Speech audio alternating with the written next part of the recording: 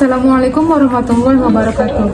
Hai guys, perkenalkan nama saya Ifrul Fitra dari Prodi Ekonomi Syariah dengan NIM 2440-2040. Nah, adapun maksud dan tujuan saya membuat video ini sebagai tugas mata kuliah dari ilmu ekonomi publik. Di sini saya akan membuat video dengan bertemakan eksternalitas dalam ekonomi. Dalam kehidupan sehari-hari, hampir semua aktivitas manusia punya dampak sampingan. Ada dampak yang langsung terasa dan ada juga yang baru muncul belakangan. Nah, dalam ilmu ekonomi, dampak sampingan dirasakan oleh orang lain yang bukan pelaku utama disebut dengan eksternalitas.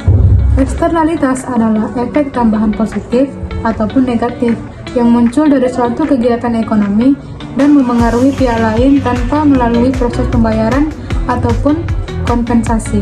Artinya, ada seseorang yang melakukan kegiatan A, tapi orang lain tidak ikut berpartisipasi, justru ikut menikmati dan menanggung dampaknya. Konsep eksternalitas ini penting banget karena sering jadi penyebab terjadinya kegagalan pasar. Kegagalan pasar terjadi ketika harga pasar tidak mencerminkan manfaat atau biaya yang sebenarnya.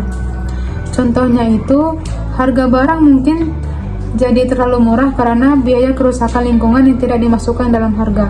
Ini sering terjadi pada industri besar yang menghasilkan polusi. Kalau kita lihat lebih dalam, eksternalitas memiliki beberapa ciri-ciri utama. Pertama, selalu ada aktivitas ekonomi inti seperti produksi barang oleh perusahaan, konsumsi barang oleh individu, atau penggunaan sumber daya alam. Nah, yang kedua, dampak aktivitas tersebut diterima oleh pihak ketiga yang tidak ikut mengambil keputusan. Yang ketiga, dampaknya itu bisa bersifat positif yang menambah manfaat ataupun negatif yang bisa menambah beban. Yang keempat, biaya atau manfaat itu tidak tercermin dalam harga pasar, sehingga keputusan ekonomi jadi tidak efisien. Nah, yang terakhir, yang kelima, eksternalitas biasanya menciptakan masalah jangka panjang seperti kerusakan lingkungan atau berkurangnya kualitas hidup masyarakat. Karena itulah konsep eksternalitas penting dipahami untuk membuat kebijakan publik. Untuk memudahkan, kita mulai contoh dari eksternalitas negatif.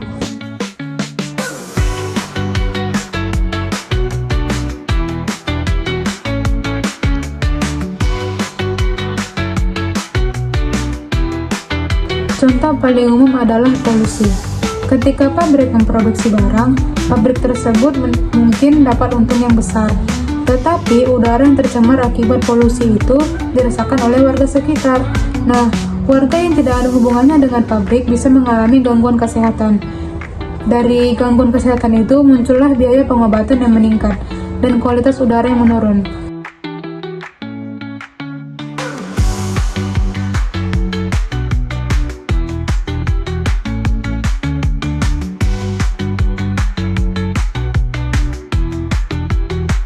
Contoh lainnya yaitu sampah plastik yang dibuang sembarangan ataupun kebisingan dari kendaraan bermotor dengan knalpot yang bising. Ini mungkin sering terjadi di desa-desa kecil maupun di kota-kota kecil. Pelakunya mungkin merasa biasa saja, tetapi orang sekitar harus merasakan dampaknya. Selain itu, ada juga eksternalitas positif, yaitu ketika aktivitas seseorang justru memberikan manfaat bagi pihak lain. Contoh sederhananya itu adalah seseorang yang menanam pohon di halaman rumah. Ini mungkin sering yang dilakukan oleh ibu rumah tangga. Tujuannya itu mungkin hanya untuk membuat rumahnya sejuk dan estetik, tetapi tetangga juga ikut merasakan udara yang bersih dan suhu yang lebih nyaman. Contoh lainnya itu adalah seseorang yang memperbaiki rumahnya sehingga lingkungan terlihat lebih rapi. Selain mempercantik lingkungannya, nilai properti sekitar pun bisa menjadi meningkat.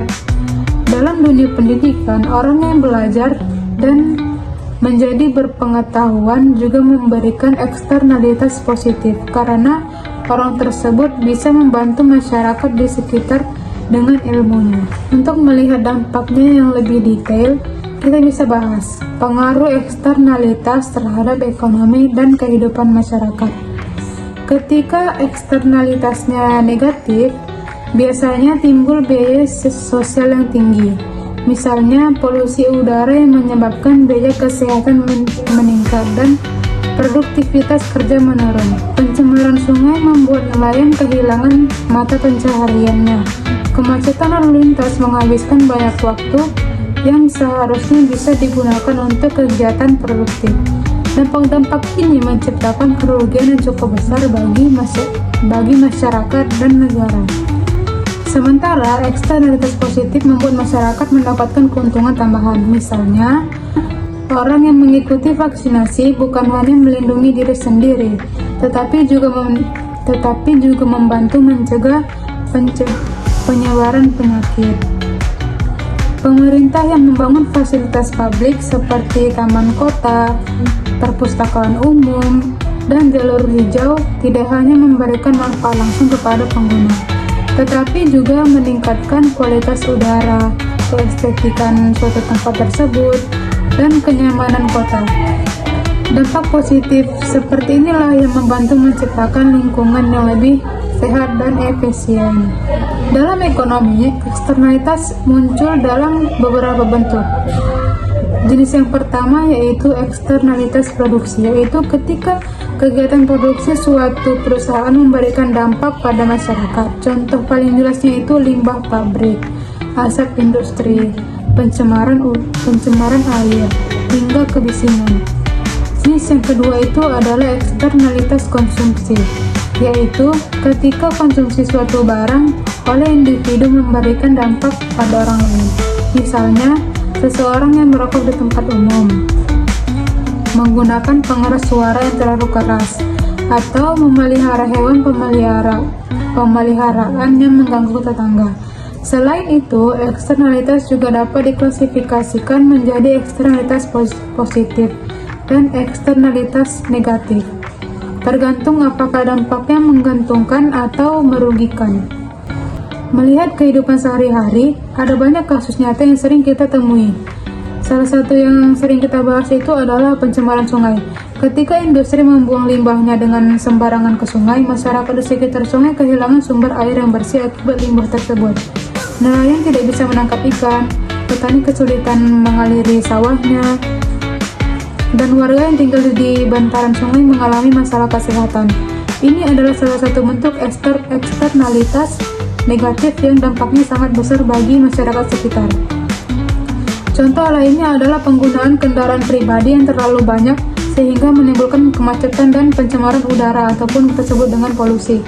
Meskipun setiap individu merasakan punya hak memakai kendaraan, tapi jika jumlahnya terlalu banyak dan tidak terkondusifkan, seluruh masyarakat akan merasakan kerugian apabila ada dampak negatifnya. Nah, dari sisi positif, ada juga contoh eksternalitas yang memberikan manfaat luas. Misalnya itu pembangunan taman kota yang membuat udara lebih segar dan ruang publik yang lebih nyaman.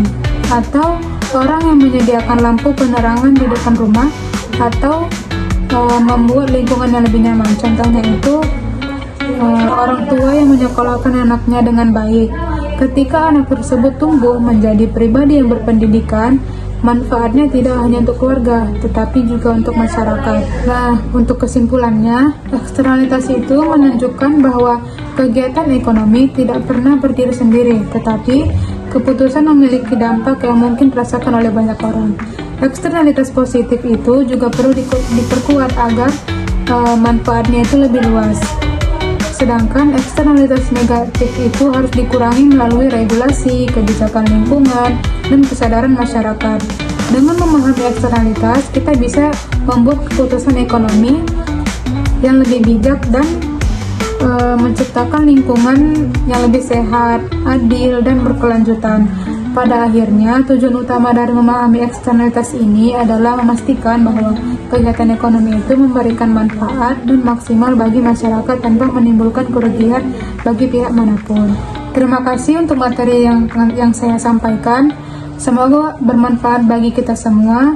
Akhir kata, wassalamualaikum warahmatullahi wabarakatuh.